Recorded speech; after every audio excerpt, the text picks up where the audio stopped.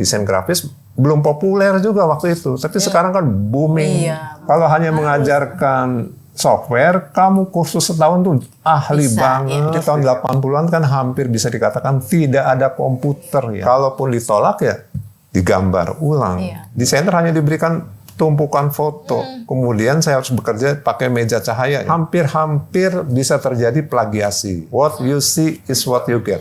Desain grafis tuh bukan desain gratis gitu ya. Halo, selamat datang di Retroism Plus 62. Kenangan masa lalu menambah semangat dan energi masa kini untuk menyambut masa depan.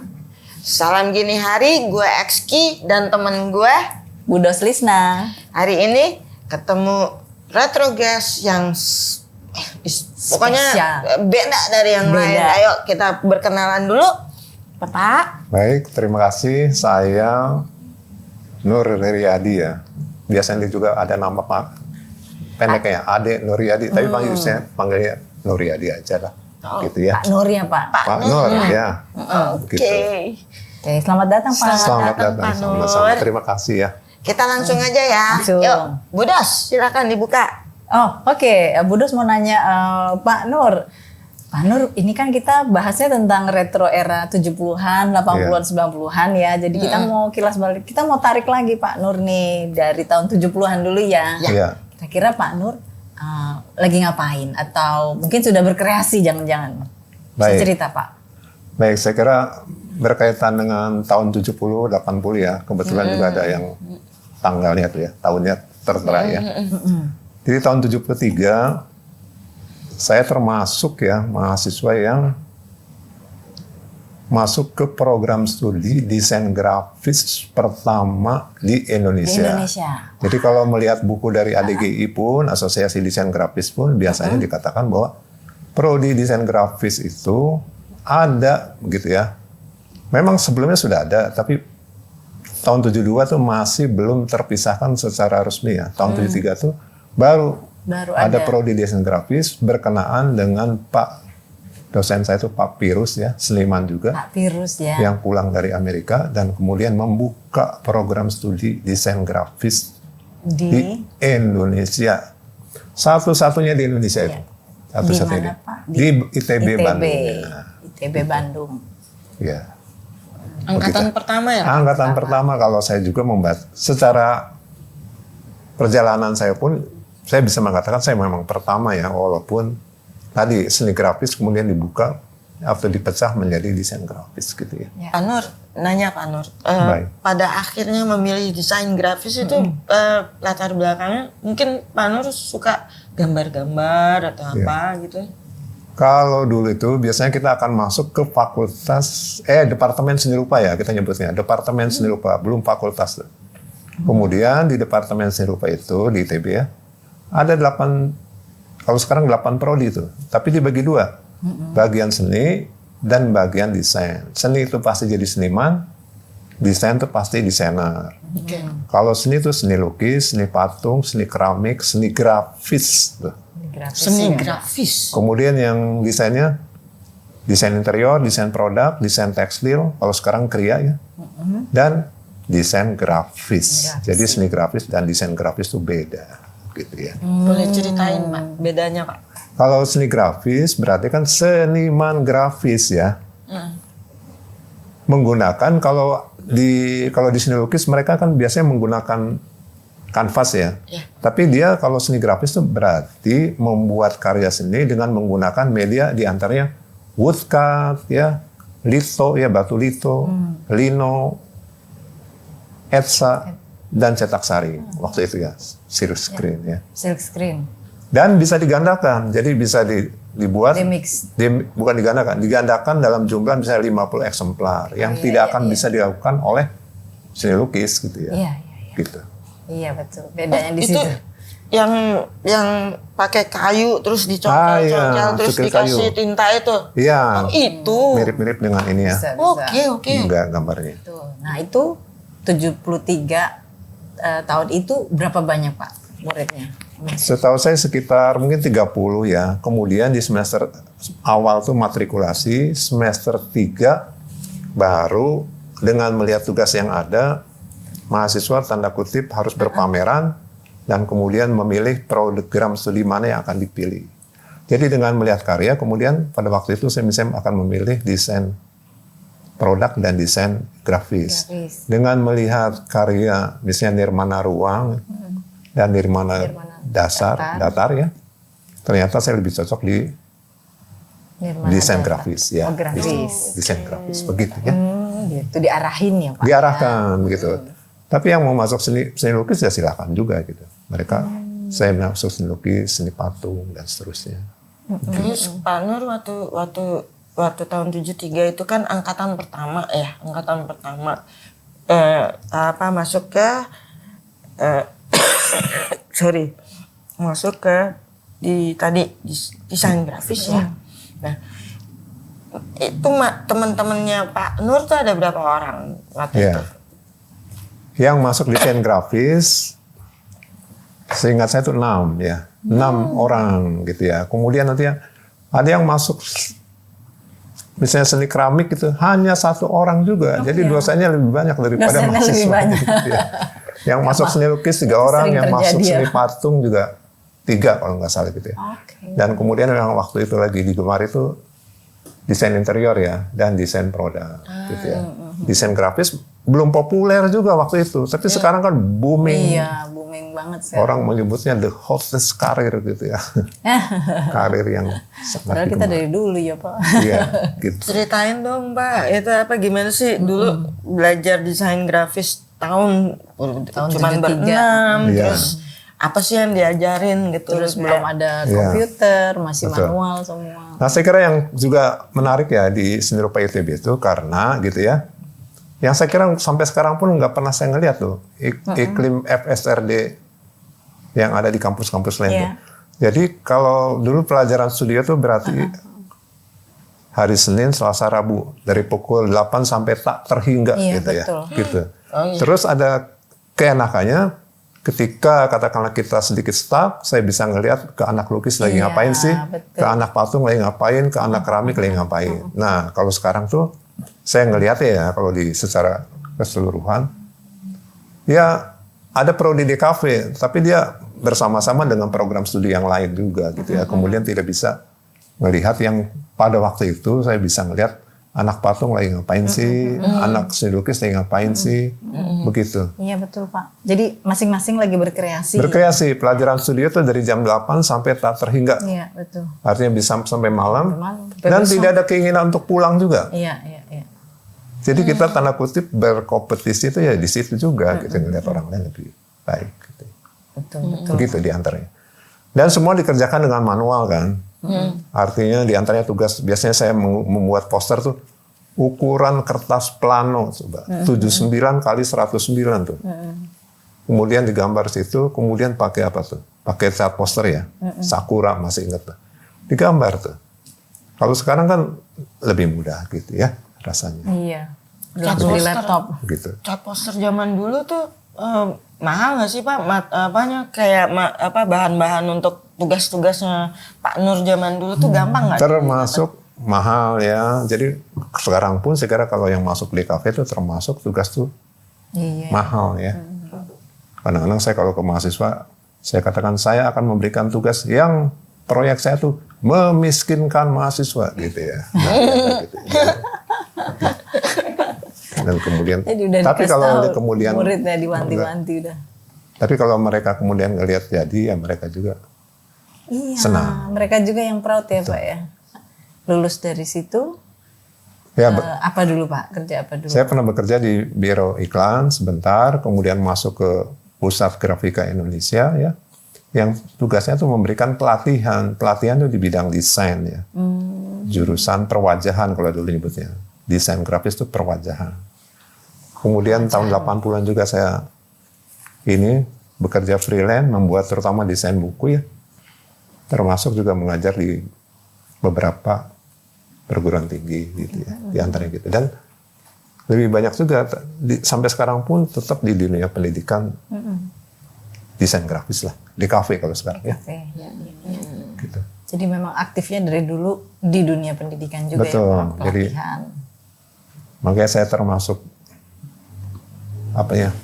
baru terasa ketika ngelihat ada di ITB melakukan 50 tahun DKV ITB. Berarti saya sudah 50 tahun gitu ya. Nah itu yang baru saya tersadar. Wow, baru begitu di antaranya ya. sentak ya Pak. itu nih aku pengen tahu waktu pertama kali maaf ya Pak, berapa tahun sih menyelesaikan studi Bapak waktu itu? 6 tahun. 6 tahun itu udah tercepat ya. Oh iya. 73. Karena pada masa itu pun Zaman dulu kali ya Pak. banyak mahasiswa yang sebetulnya udah 10 tahun masih di luar, kemudian dipanggil lagi ITB ya. Dengan kode berapa tuh? 88 untuk menyelesaikan perkuliahannya gitu ya. Tapi waktu itu ya kira-kira ya 6 tahun lah gitu ya rata-rata. Dan saya kebetulan lulus bersamaan dengan Nyoman Warte tuh ya Pematung. Oke. Itu gimana rasanya jadi mahasiswa pertama yang wah predikatnya anak desain grafis nih gitu. Seru ya. Saya ingat sih pidato rektor ya yang mengatakan kenapa di ITB ada fakultas rupa dan desain ya. Supaya tidak menjadikan manusia itu robot gitu ya. Jadi dan saya kira termasuk yang bagus ya kalau sekarang pun rata-rata ya setiap universitas kemudian katakanlah membuka program DKV gitu ya. Dan saya kira di antaranya yang saya ingat tuh dari rektor yang saya lalui dulu kira-kira seperti itu. Dan nggak banyak kan yang kemudian misalnya katakanlah universitas yang negeri lain pun mempunyai program studi misalnya seni rupa ataupun DKV itu termasuk jarang. Jadi buat saya ya tadi lah di ITB itu atmosfer baik yang teknologi ataupun yang artsnya ada gitu. Nah, Exki, kita masuk ke ini yuk. Kemudian Bapak mulai membuat desain cover ini sejak kapan, Pak? Sejak sesudah bekerja di Biro Advertising dan kemudian bekerja tadi melakukan pelatihan ya. Dan kemudian di antaranya dari penerbit-penerbit swasta, di antaranya dulu kan ada Surat Kabar Sinar Harapan yang punya penerbit Pustaka Sinar Harapan. Kemudian saya mencoba katakanlah membuat desain untuk Sinar Harapan, Gunung Agung ya. Kemudian apalagi saya lupa gitu ya. Penerbit ya, jadi bukan surat kabarnya Penerbitnya. ya. Cerita pengalaman pertama kali bekerja di sebuah penerbitan itu, Bapak tuh sebagai lulusan desain grafis apa aja yang jadi pekerjaan pertamanya Pak Nur? Ya. Jadi tahun 80-an kan hampir bisa dikatakan tidak ada komputer ya. Jadi kalau sekarang menceritakan ke mahasiswa itu bahwa ngedesain itu tidak perlu komputer. Realita kan, tahun 50-an mana ada komputer juga. Tahun 80-an pun belum ada. Baru ada tuh kira-kira tahun 84, 85 ketika ada Macintosh yang kemudian itulah impian para desainer grafis ya. Yang kemudian ketika ngedesain kita bisa what you see is what you get. Apa yang di layar itu yang kamu dapat. Yang sebelumnya kalau kita membuat segini nih nggak tahu apa yang harus dilakukan tanda kutip sesudah jadi pun baru terlihat ketika sesudah dicetak ya. Nggak bisa terlihat ketika awal ya. Dan ketika membuat seperti ini pun harus ada di samping saya tuh tadi cat poster ya. Kalaupun ditolak ya digambar ulang, bukan hanya tinggal mengubah file menjadi warna jadi kuning jadi merah gitu ya. Menggambar ulang gitu ya. Jadi bukan sesuatu yang kalau sekarang bisa dikatakan lebih mudah ya. Saya kira gitu ya. Begitu. Berarti seperti ini kan Bapak metodenya menggunakan kayak gunting atau robek, tempel gitu ya Pak? Iya, kayak semacam kolase ya. Kolase. Dan kemudian fotonya kan tanda kutip tidak boleh karena fotonya itu asli ya, kemudian nggak boleh dirusak ya. Sehingga kemudian harus dilakukan pemotretan dengan cara menggunakan kamera vertikal, kemudian melalui proses bromide. Ya bromide itu seperti kertas yang kemudian dibuka jadilah seperti ini ya. Dan ini ya bisa dikatakan bekerja secara manual ya. Kemudian ini juga saya kira menggunakan kalau yang bagus saya kira fontnya dari Mekanorma ya, salah satu kayak Rugos ya kalau di Indonesia. Ya. Yang Rugos kan yang murah-murah tuh ya. Begitu. Pemilihan masih SD tuh main itu. Begitu. Jadi kalau kita lihat nih 82 ini, ternyata desain ini sudah mengalami 40 tahun ya. Iya ya. Sampai 2000. Iya betul. Dan memang kalau lihat sekarang kelihatannya seperti apa ya. Tapi pada saat itu ya, di antaranya Iya. itulah yang dianggap terbaik mungkin Jadi, ya pada masa itu. Seperti ini juga ya Pak ya. Dan kemudian berlanjut 83, 84, 85, 86 gitu. Bapak Saya sampai tahun berapa ya? Kemudian ada template-nya, kemudian tinggal diteruskan. Gitu ya. ini dulu diperjualbelikan bebas atau Bebas dan kemudian termasuk yang best seller ya. Iya. Ini juga contohnya ya. Ku Asmat. Iya. Ini dibuatnya kan manual. Berarti Jadi ada foto dulu Pak ya. ini semua dibuat hanya hitam putih, ini diberi blok hitam, dan kemudian saya katakan foto ini masukkan dengan perbesaran 200%. Nanti orang percetakan yang akan Besarin menempatkannya. sendiri. Ini juga, sebenarnya saya hanya membuat blank hitam ya. Kemudian ini semuanya dikerjakan secara manual.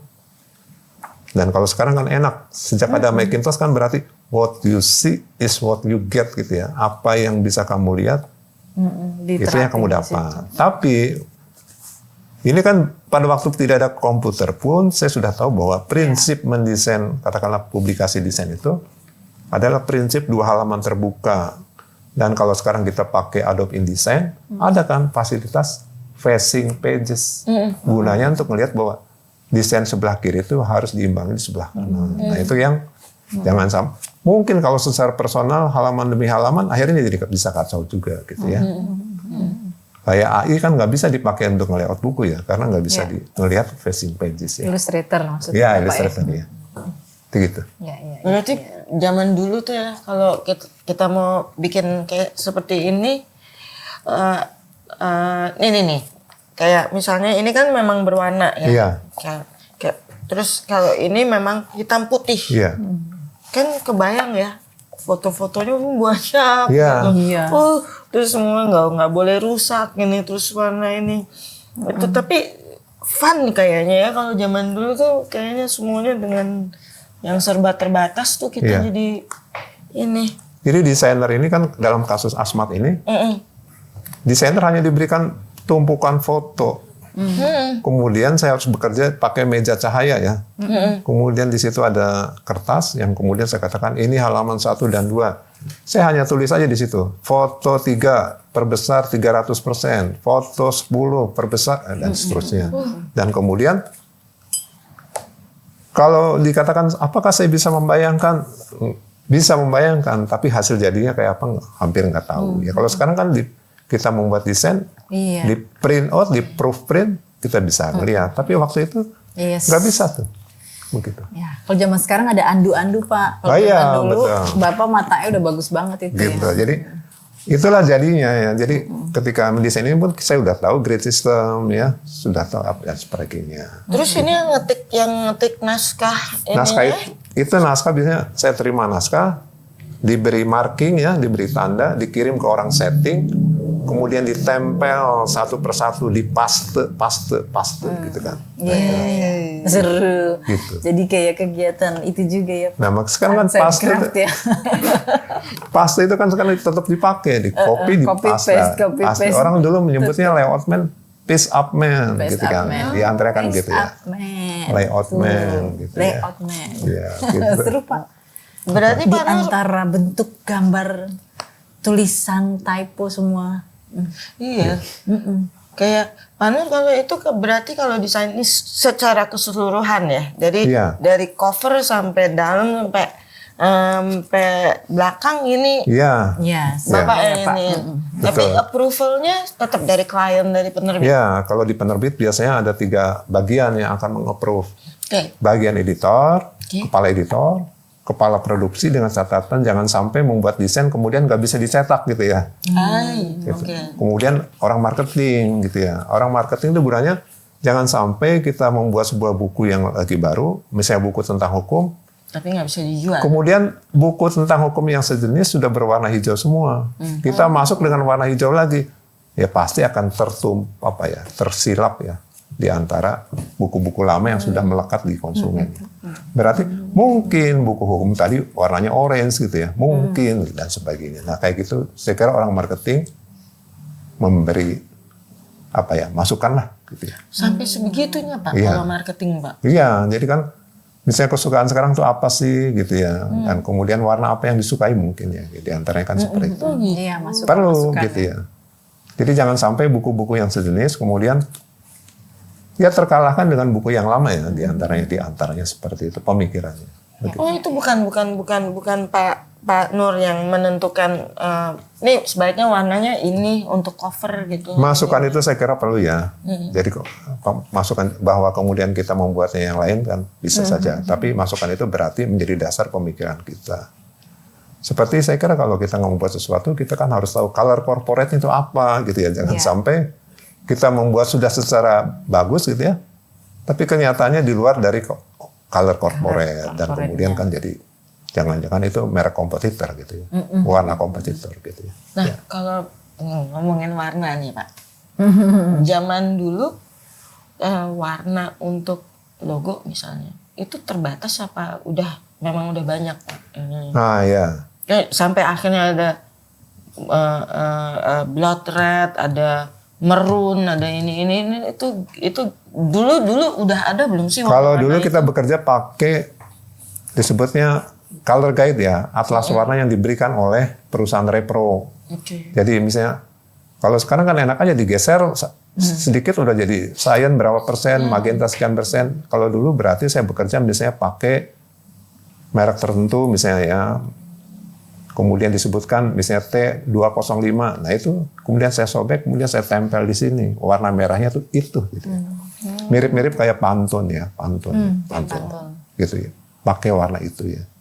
Dulu juga seperti itu ya, ditaruh warnanya dan kemudian akan mempergunakan warna itu. Tapi kalau sekarang kan enak tinggal digeser seperti itu ya. Nah berarti kan pemikiran desainer ya tentu aja pada konsep gitu ya. Dan kemudian walaupun saat itu tidak ada komputer, tapi kita juga memikirkan konsep secara keseluruhan gitu ya, di antaranya seperti itu. Mungkin ada yang mau nanya di barisan Lenong. Nyoba nanya. Ya. Pak Nur, yang tertarik tadi kan tahun 73 Pak Nur. Yang jumlah teman Pak Nur di ITB cuma 3 orang Pak. 6. Penyebabnya apa Pak Nur? Karena begini, saya melihat sebetulnya kalau memang itu kategori tanda kutip desain grafis kan, tahun 70 itu sebelum udah ada ya. Masa kayak leaflet kan sebenarnya desain juga ya. Apakah karena itu memang pada saat itu serapan tenaga kerja dari desain grafis itu memang kecil, atau ada anggapan kayak orang sekarang, lo ngapain lo masuk desain grafis, lo masa depan lo suram. Misalnya saya tanya gitu Pak Nur, pengalaman waktu itu, kira-kira apa penyebabnya? Setahu saya memang ya, desain grafis tadi saya katakan prodi pertama juga ya di Indonesia ya. Kemudian memang saya juga tahu bahwa bekerja dengan masuk desain grafis kita bisa dulu nyebutnya kerja di periklanan gitu ya, di biro-biro iklan gitu ya. Tapi itu juga levelnya sangat terbatas, hanya tahu di Jakarta saja gitu ya. Dan saya kira belum sepopuler ketika desain grafis ataupun DKV tahun 90-an ya. Jadi masuk desain grafis pun waktu itu saya kira saya masih menebak-nebak aja gitu ya. Masuk ke situ dan kemudian saya kira ya menariknya karena bisa diterapkan berdasarkan katakanlah apa yang diinginkan oleh klien ya. Mengkomunikasikan suatu pesan dari klien gitu ya. Dan kemudian terlihat gitu ya. Begitu. Tapi saya yakin waktu itu saya ngerasa bahwa desain grafis itu yang pertama gitu, saya juga waktu itu belum tahu banget ya. Dan kemudian saya memilih itu karena tadi tuh pelajaran nirmana dasarnya itu masuk ke situ lah gitu ya. Nirmana datar ya. Nirmana datar. Begitu. Di antaranya itu. Ada anggapan begitu nggak dari orang-orang tua kalau saya kuliah gitu? Ngapain lo masuk desain grafis pada saat itu? Pada saat itu loh ya Pak ya. Ada nggak anggapan seperti itu?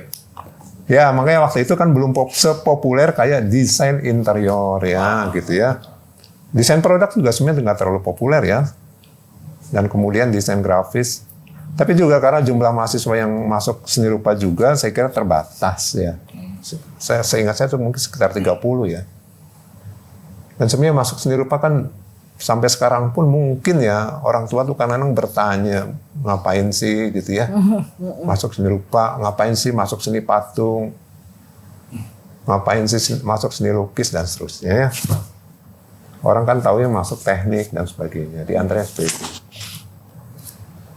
Walaupun sekarang kesadaran orang terhadap graphic design kan mulai terlihat ya. Mulai terlihat, tapi kalau saya lihat tahun 73 ataupun tahun 80-an juga, orang saya kira masih belum sadar bahwa sesuatu yang sifatnya tadi ya, DKV, desain grafis itu bisa mempengaruhi katakanlah prestis dari suatu produk gitu ya.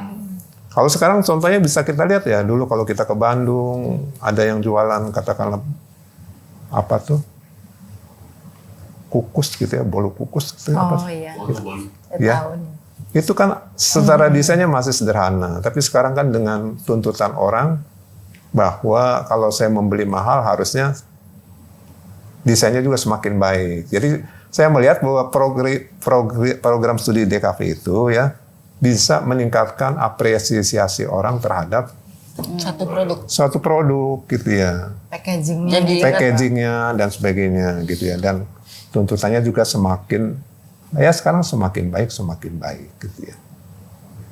Tapi termasuk terlambat juga kalau saya ngelihat ya, karena saya ngajar sejarah juga. Profesi desainer grafis itu kalau saya menerangkan tuh baru ada pada tahun 1922 ketika ada desainer grafis Amerika yang menyatakan bahwa dengan cara kerja saya membuat ilustrasi, menentukan ukuran buku, menentukan format buku, menentukan teknik cetak, menentukan apapun, maka kerja saya itu bukan sebagai tukang ya, maka profesi saya itu sebagai desainer grafis. Duygin tuh, desainer Amerika yang menyatakan bahwa profesi desainer grafis itu baru ada tahun 1922. Oke. 22 sampai tahun 73 tuh hampir 50 tahun juga gitu ya. Jadi kesadaran orang kita terhadap desain grafis termasuk sedikitnya saya katakan sih terlambat juga gitu ya. Di antaranya.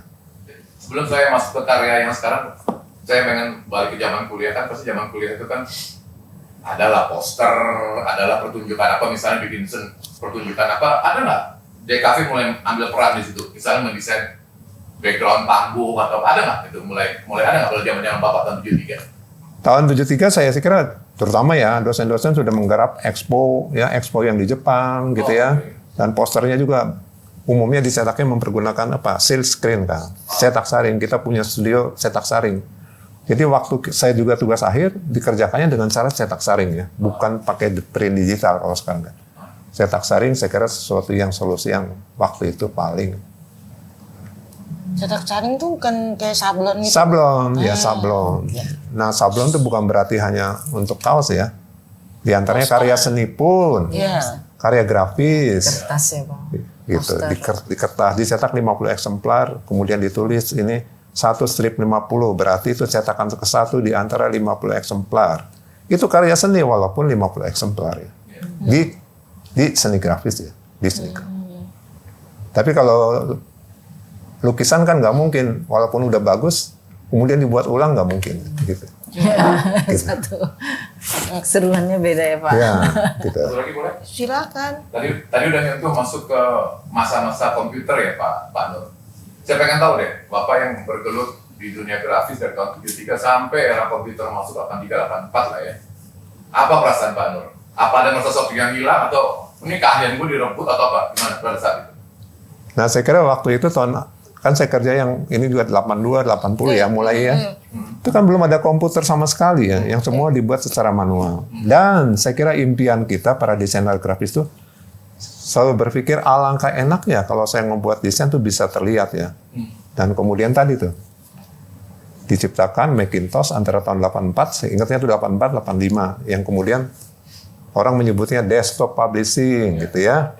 Hanya dengan satu meja kita bisa menerbitkan. Kemudian yang paling terkenalnya kan what you see is what you get gitu. Apa yang kamu lihat di layar itu yang kamu dapat gitu. Sebelumnya nggak bisa tuh kalau ngedesain ini tuh saya nggak tahu akhirnya itu seperti apa ya. Bukan nggak tahu, sudah dibayangkan ya. Tapi orang lain mungkin nggak akan ngelihat bahwa hasil akhirnya seperti ini. Sesudah dicetak, baru terlihat warna merah yang saya inginkan, warna kuning yang saya inginkan, di antaranya seperti itu. Oh, kalau berarti zaman dulu tuh nggak ada kayak mock up yang kayak kalau arsitek tuh dia bikin desainnya dari misalnya kayu-kayu bekas es lilin gitu, terus dia bikin mock up-nya. Kalau desain grafis nggak ada. Mock up-nya tadi dengan cara tadi menggambar menggunakan poster color atau ketika akan dicetak misalnya melalui melalui progressive proof nyebutnya ya. Jadi ketika zaman repro kemudian ada semacam tadi tuh untuk melihat apakah warnanya udah cocok atau belum gitu ya. Itu progressive tuh hampir sama dengan mencetak. Pakai cyan, magenta, yellow dan black gitu ya. Nah, seperti itu ya.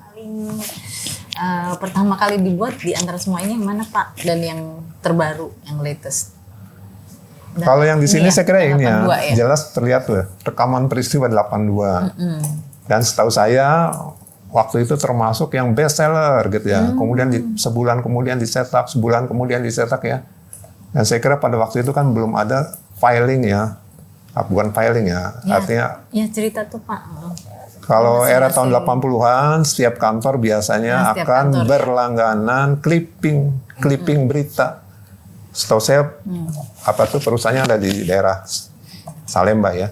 Jadi Departemen Keuangan meminta clipping berkaitan dengan berita ekonomi. Kemudian si perusahaan tadi meng-cut koran dan kemudian dikirim ke perusahaan tadi berlangganan. Dan saya kira ini salah satu ide konsep yang mengatakan bahwa istilahnya kamu nggak perlu clipping, ini aja setiap tahun kamu mendapat buku rekaman peristiwa. Dan saya kira waktu itu termasuk booming ya. Dan kemudian bisa dicetak sampai berkali-kali. Ya. Begitu. Sempat disentuh sama Pak Nur tentang masalah komputer, Pak Nur ya. Saya mungkin background saya bukan di desain grafis ya. Tapi saya ngeliat setelah desain grafis masuk ke era komputer tuh jarang buat saya pribadi jarang desain yang surprise gitu. Desain grafis yang yang stand out itu menurut saya jarang karena relatif cenderung agak lebih seragam gitu ya, seragam gitu ya. Beda dengan zaman-zaman Pak Nur mungkin tahun 73 manual itu kan. Surprise-nya banyak banget nih. Tangan orang kan beda-beda ya gitu. Betul. Bener nggak anggapan saya seperti itu Pak? Iya, saya pernah baca artikel di antaranya membahas mengenai karya Saul Bass ya. Salah satu desainer yang membuat termasuk awal-awal katanya poster film ya di Amerika ya. Dan kemudian dibandingkan dengan poster film yang kemudian di era adanya Photoshop. Akhirnya katanya dengan adanya era Photoshop itu hampir bisa terjadi plagiasi. Artinya gayanya itu hampir sama. Bahkan ada tuh di salah satu artikel yang melihatkan cover buku yang gambarnya mata tuh ada 200. Gambar film juga dengan gaya Photoshop itu juga sama gitu ya. Makanya kadang-kadang saya juga bisa ngelihat era tuh dengan melihat kapan software itu diluncurkan. Misalnya di era buku, era Chiclet, Tinlit ya, itu ketika ada era Adobe Illustrator. Kemudian gayanya tuh gaya vektor yang seperti kita lihat sampai sekarang. Jadi kadang-kadang kalau kita ngelihat juga gaya-gaya sekarang seperti pada motion graphic ya, itu gayanya kan vektor yang kemudian tanda kutip dijalankan gitu ya. Begitu di antaranya. Di antaranya dengan ada penemuan software itu bisa terlihat juga gitu. Style yang bisa dipakai gitu. Perkembangannya. Sama juga ketika ngelihat kenapa cover itu seperti ini ya. Ya era itu yang bisa digarap secara teknologi kira-kira seperti itu juga gitu ya. Untuk software komputer tuh pakem ilmu desain grafis tuh ada nggak di latar belakang mereka dalam penciptaan software itu? Kalau secara keilmuan desain tetap aja kita bisa mengatakan bahwa gitu ya. Kadang-kadang saya mengatakan komputer itu makhluk yang bodoh. Tidak kita perintah, dia blank. Tidak kita beri warna, ya putih gitu ya. Nah, tergantung pada orang yang di belakangnya. Sehingga kemudian saya katakan ya tadi, berarti kan desainer harus dibekali dengan keilmuan yang apa gitu ya. Desain yang baik itu seperti apa? Yang paling mudah kan yang memenuhi aspek-aspek misalnya prinsip desain gitu ya. Ada kontras, ada balance, ada harmoni, ada unity dan seterusnya. Dan walaupun pergantian media ya, kalau sekarang karena media sosial dan sebagainya, ataupun buku yang tercetak menjadi e-book, buat saya prinsipnya sama. Bagaimana memilih jenis huruf yang katakanlah legible gitu ya, yang terbaca. Warna apa yang akan dipakai dalam e-book, tetap saja pemikirannya tadi konsep gitu ya. Di antaranya kan kayak gitu ya. Iya. Gitu. Keren, Pak. Ya. Masuk lagi lebih dalam, boleh ya? Boleh dong. Boleh. Ini maaf nih Pak Nur, saya agak sedikit Aku mesti nyatetkan. agak nyolek sedikit masalah ekonomi. Untuk nilai ekonomi desain grafis zaman dulu pra komputer sama yang sesudah komputer terjadi perbedaan yang signifikan nggak? Ya, itu sih sering teringat dengan kata-kata desain grafis itu bukan desain gratis gitu ya. Gitu, ya. Setuju, Pak. Dan kemudian juga kalau baca ya sekarang ya, jadi pemacu buat para mahasiswa ya. Ada desa di Jawa Tengah ya yang disebutnya kampung logo gitu ya. Oh ya kan? iya. Yang kemudian membuat logo tuh hanya 50.000, 25.000 dan seterusnya itu kan. Nah, itu kan menjadi tantangan juga ya, tantangan buat para mahasiswa dan tantangan juga buat lembaga pendidikan ya. Jadi bagaimana tuh sebuah lembaga pendidikan kemudian menghasilkan katakanlah yang punya keilmuan lebih lah gitu ya. Ya. Jadi jangan menganggap kadang-kadang juga desain grafis dianggapnya semua orang, oh saya juga ngerti kok desain grafis, oh saya bisa menilai dan sebagainya Banyak gitu banget, ya. Pak, yang begitu Itu yang sekarang ya, yang sekarang terjadi karena kemudahan dari teknologi tadi. Dan jadi saya katakan selalu jadi tantangan ya buat para mahasiswa desain grafis ya. Saya katakan dulu saya hanya 6 se-Indonesia 6 mahasiswa desain grafis. Sekarang kalau bulan November ini katakanlah wisuda, ada wisudawan desain grafis mungkin 12.000 mahasiswa yang siap masuk kerja. Iya. Nah itu kan suatu tantangan. Itu sering saya ucapkan ya karena kamu jangan santai gitu ya. Saingan itu ketat. Apalagi dengan ada era Canva, dianggapnya Canva. Baru saya mau bilang tentang Canva itu, Pak. Kita saingannya bukan sama manusia lagi sekarang, betul. Canva. Nah itu ya, gitu. Berarti Pak, kalau dengan adanya Photoshop, adanya Illustrator. Illustrator, Canva. Illustrator, dan terus ada Segala kayak macam itulah ya. Itu sebetulnya membuat ini nggak sih bahwa akan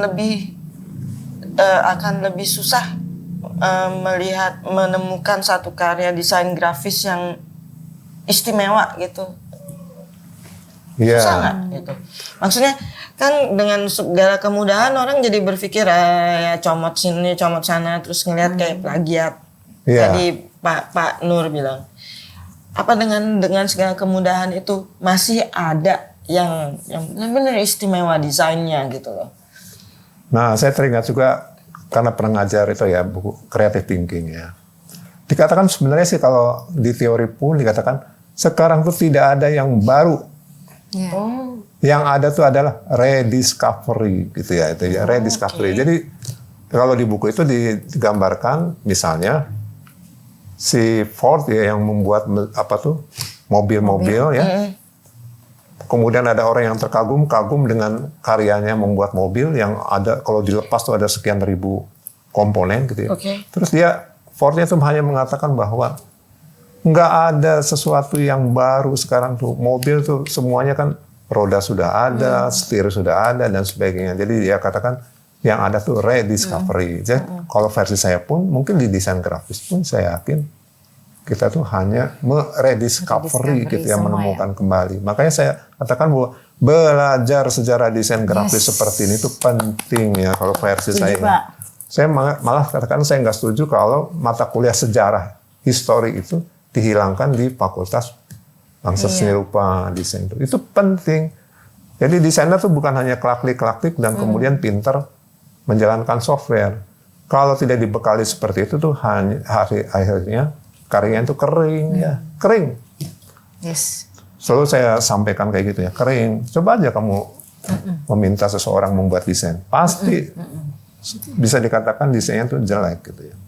Iya. Betul Pak. Itu kumpulan banyak segala hal jadi macam ya. kelihatannya Iya, sama betul. gitu ya, monoton gitu. Iya, rasa dan sebagainya. Jahat banget. Gitu. Pertanyaan Pak, dari tadi ngobrol akhirnya saya juga penasaran nih. Kalau Pak Nur sendiri, dulu dari zamannya ketika belajar dulu, punya favorit desainer grafis nggak? Karena kan tadi kita ketahui desain grafis kalau di barat secara Iya, iya. internasional dari awal abad ke-20 udah ada.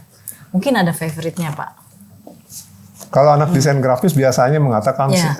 misalnya ya, Iya. Milton Glaser Nilton ya. Glaser, yes. Kemudian era-era saya itu Volon ya. Kemudian Saul Bass nggak Pak? Saul Bass iya, termasuk juga Luba Lukova yang selalu saya sampaikan ya dengan catatan bahwa ngebuat desain itu bukan hanya yang seperti itulah. Artinya kalau Luba Lukova itu lebih ke masalah-masalah sosial ya, campaign gitu ya. Dikatakan juga bahwa seorang desainer grafis itu jangan terpaku dengan sesuatu yang sifatnya komersial ya. Produk-produk komersial, tapi di antaranya saya selalu menerangkan bahwa bisa campaign yang sifatnya sosial ya, misalnya mengenai gender, mengenai apapun. Itu biasanya saya selalu diselipkan sebagai salah satu tugas gitu ya. Kalau Swiss design suka nggak Pak? Maaf ya lanjut. Swiss design ya, dia kan katanya lebih fungsional ya, very lebih clean fungsional. dan sebagainya. Iya betul. Itu kan ketika munculnya tipografi ya, tipografi Swiss tahun 1920-an. Nah karena saya juga mengajar tipografi, jadi kalau mengajar tipografi gini ya, untuk menghilangkan serif ya, itu butuh 400 tahun. Wah. Artinya dari huruf yang berserif itu kira-kira tahun 1500-an ya.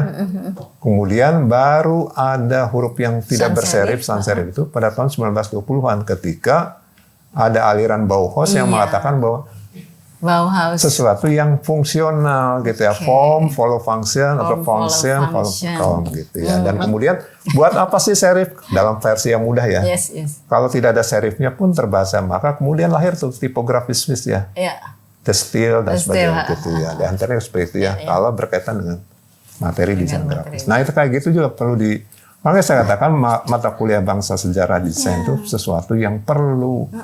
Kalau hanya mengajarkan software, kamu kursus setahun tuh ahli banget gitu ya, Photoshop kayak gitu ya. Saya kangennya justru itu Pak, waktu kuliah desain kan, itu kita ngobrol tentang sejarahnya, era-eranya segala macam, how dan kenapanya. Betul gitu ya. Kan Pak?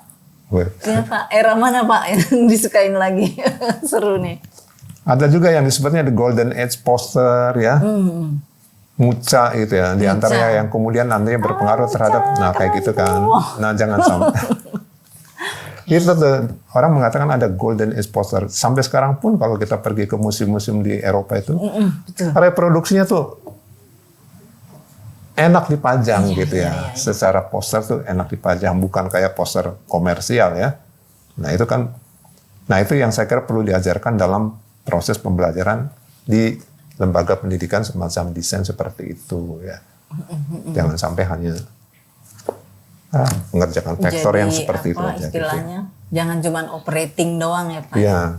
Dan seringkali saya juga mengatakan, kadang-kadang mahasiswa selalu dengan era sekarang kan, oh gaya manga, oh gaya Korea gitu ya. Tapi saya lebih mengatakan bahwa coba kamu lihat tuh gaya ilustrasi di Eropa, gaya ilustrasi di Prancis, gaya ilustrasi di Afghanistan bahkan.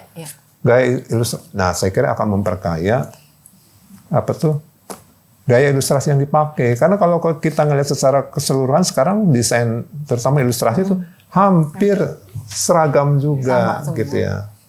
Saya lebih suka tuh kalau mengajar tuh misalnya ilustrasi editorial ya, yang kemudian melihat suatu pesan dan kemudian dipesankan seperti apa gitu ya.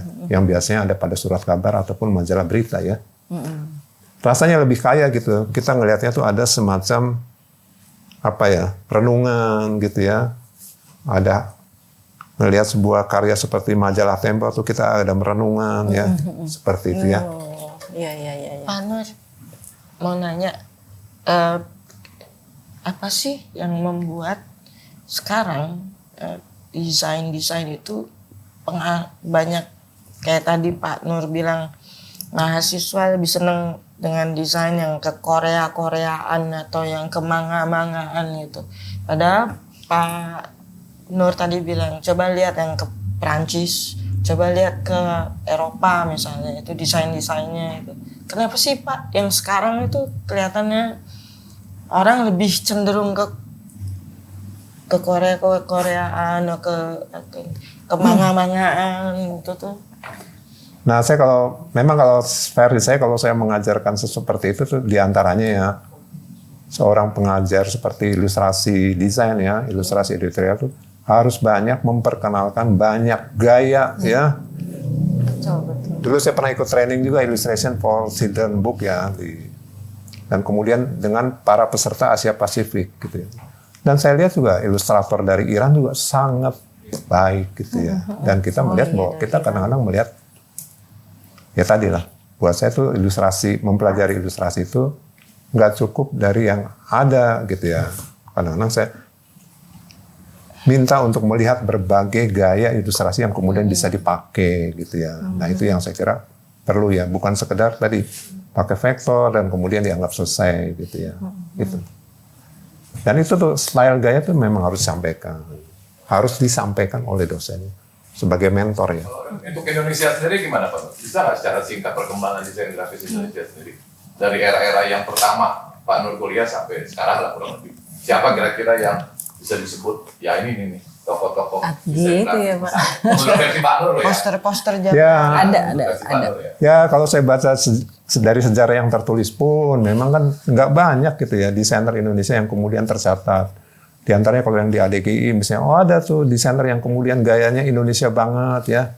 Kalau nggak salah siapa ya, Cahyono Abdi ya. Cahyono Abdi. Gitu ya. Mas Hermawan Tansil. Iya, Herman Tansil yang Leboye ya. Dia kan bikin kartu-kartu yang sebetulnya Indonesia Pak Nur banget. juga. Nah, seperti itu saya kira apa ya, sekarang bahkan dengan era Instagram dan sebagainya, sebuah desain tanda kutip harus bisa selesai dalam waktu makan siang, kemudian harus diganti. Nah, kemudian Banyak hal-hal yang kayak gitu faktornya. banyak Iya, faktor juga gitu ya, yang kemudian nggak perlu kontemplasi dan sebagainya gitu ya. Iya. Orang mengatakannya tadi. Pekerjaan pakai rasa ya Pak. Begitu. Berarti prosesnya Pak Nur yang lebih ini ya, yang perlu diperdalam ya, bukan resultnya ya. Betul, ya proses ya. Terus masuk ke keilmuan juga ya. Keilmuan yang harus diberikan dari lembaga pendidikan, katakanlah desain lah terutama ya. Saya kira itu. Ini dong. Cerita Pak itu. Ini sebenarnya buat era sekarang saya kira sepertinya nggak ada arti apa-apa ya. Tapi ya kembali lah.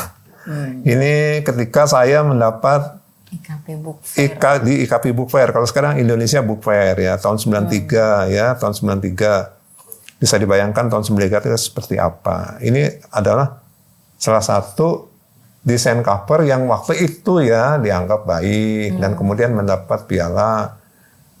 Dan saya kira akan bagus ya kalau setiap Indonesia Book Fair kemudian juga sekarang ya selalu ditampilkan misalnya desain cover buku yang terbaik itu mana sih gitu ya. Dan saya kira ini sudah pernah dilakukan tahun 93. Sekarang udah nggak ada Pak ya? Sekarang tidak ada gitu ya. Dan saya kira ini akan memacu para desainer untuk bisa menghasilkan terutama ya desain buku lah. Kemudian desain iklan dan sebagainya. Buat saya ini menunjukkan tadi itu yang seperti yang dikatakan oleh filsuf Descartes ya. I think therefore I am gitu ya.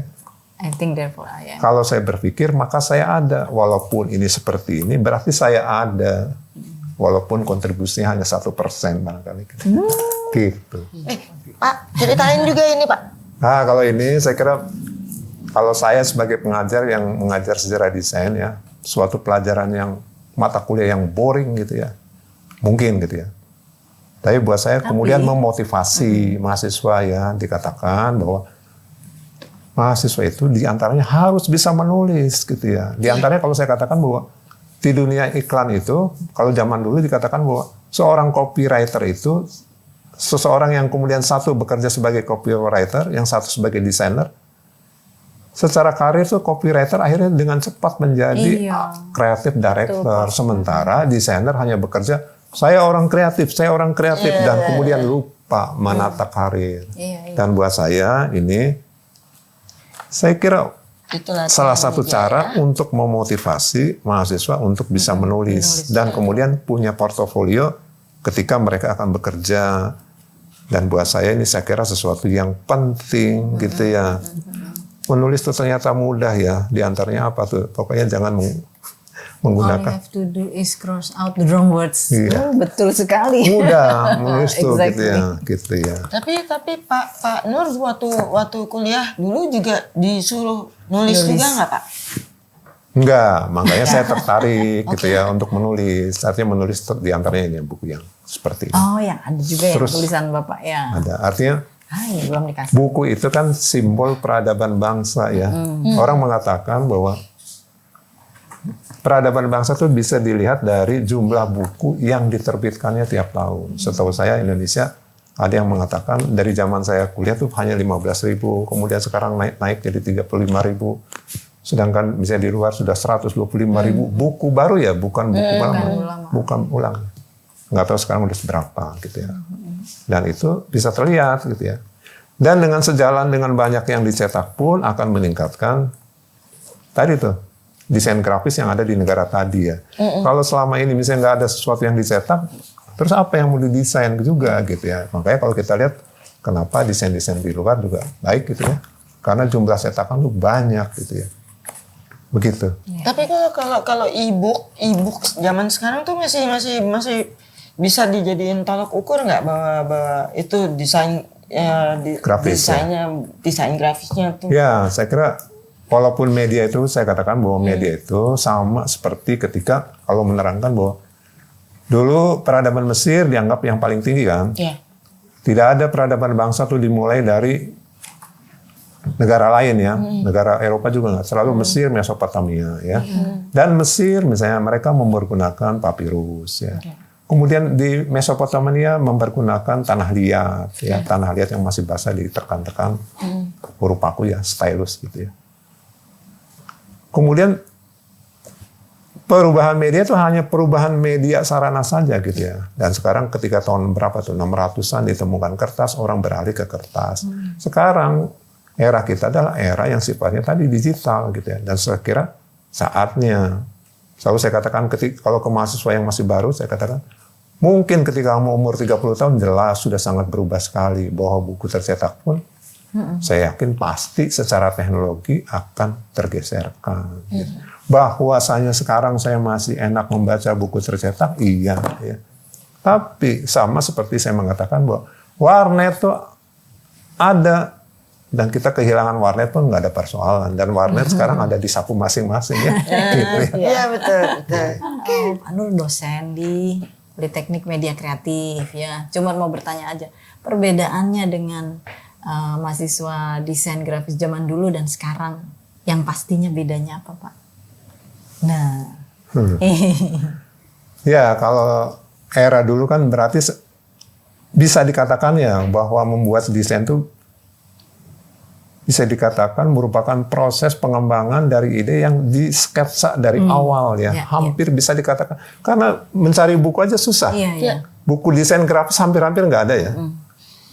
Atau sekarang ada Pinterest atau apa gitu ya. Nggak ada acuannya. Jadi berarti membuat itu tanda kutip dari dasar pemikiran saya konsep gitu ya, baru dibuat. Tapi sekarang kan orang mengatakan secara teori. Kalau membuat sesuatu harus melakukan apa? Mind mapping. Ya. Kalau zaman dulu kita mengatakannya menginventarisasi kata-kata yang berhubungan dengan produk ya, topik ya.